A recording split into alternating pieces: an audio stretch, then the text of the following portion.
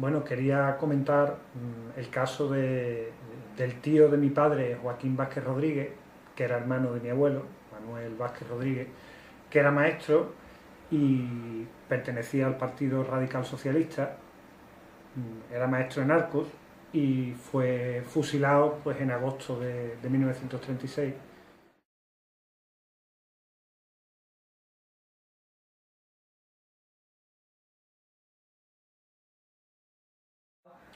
No, este tema se ha evitado, bueno, pues ha formado parte un poco de la doxa, de la ideología vinculada a la transición, que la idea de reconciliación parecía que iba unida a la idea del olvido. Y esto yo creo que constituye una excepción histórica dentro del panorama europeo. Eh, en otros países, en Italia o en Alemania, se llevaron a cabo procesos de fascistización o de desnazificación, donde hubo un ejercicio de recuerdo, no ya por una cuestión justiciera o de venganza, sino simplemente de memoria de las víctimas como un acto de justicia, como un acto de reconocimiento de esas personas, de identificarlas, eventualmente de darles un entierro, de que sus restos estén en un lugar digno, y también de recobrar pues digamos, la tarea que emprendieron eh, y la grandeza que pudieron tener en muchos casos la actividad que desempeñaron, porque fue una especie de damnatio memoriae absoluta.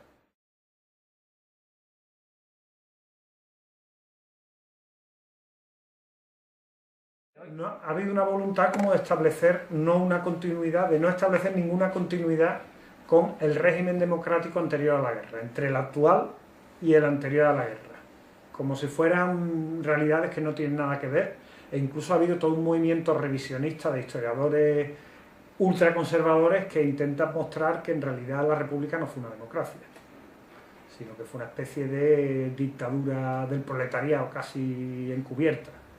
Entonces, es curioso que al mismo tiempo que se quiere recuperar la memoria histórica hayan surgido estas versiones revisionistas, César Vidal, de Pío Moa, etcétera, de ese periodo, ¿no? Es innegable que la República era un régimen democrático en unas condiciones sociales muy complejas que quizás bloquearon la posibilidad de que se hiciera viable en ese momento ese régimen democrático. El problema es que por la coyuntura histórica la República se quedó sin ningún apoyo internacional de las democracias.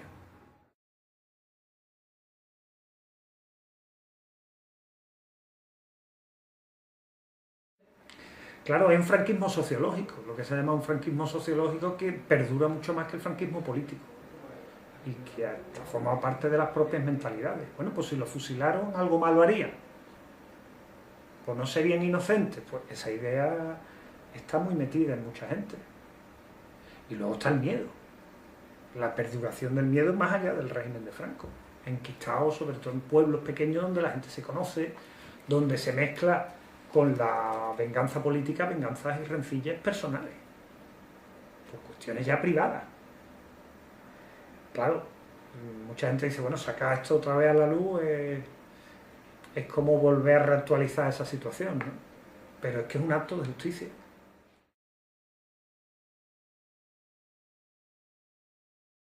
La labor de la memoria es de un acto de justicia, de una recuperación moral de las víctimas que han sido no solamente masacradas, sino luego su voz completamente silenciada.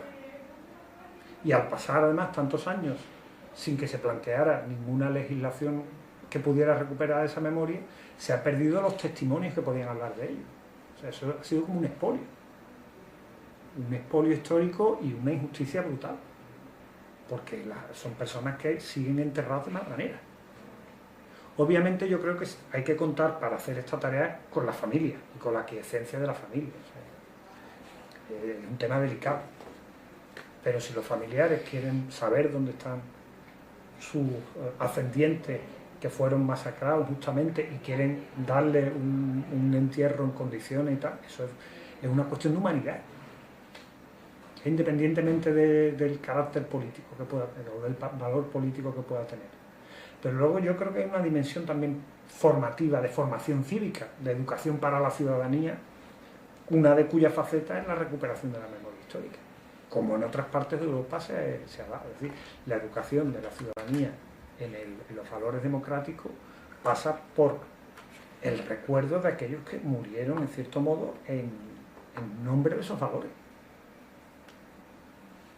Y que sin embargo se encuentran no solo enterrados, sino que además sus familiares muchas veces con vergüenza y con sentimiento de culpa. Esto hay que revertirlo.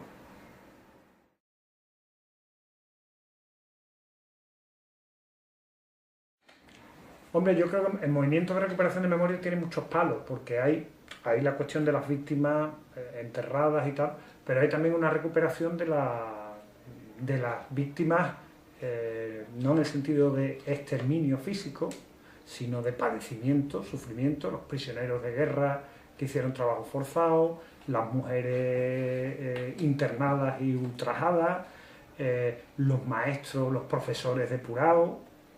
Yo creo que todo eso son piezas de una estrategia general de recuperación. Los homosexuales, yo he estado hace poco por el Día del Orgullo Gay hablando precisamente de la represión de la homosexualidad durante el franquismo. Son colectivos que han quedado muy olvidados. Y represiones que llegan a veces hasta casi años después de la muerte de Franco, que no termina al morirse el dictador, sino que incluso continúa.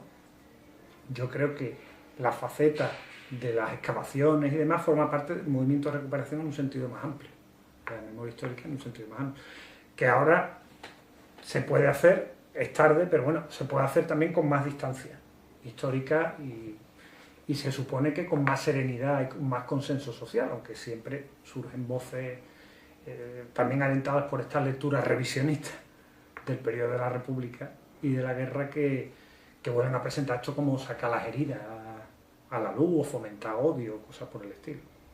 Creo que eso está injustificado.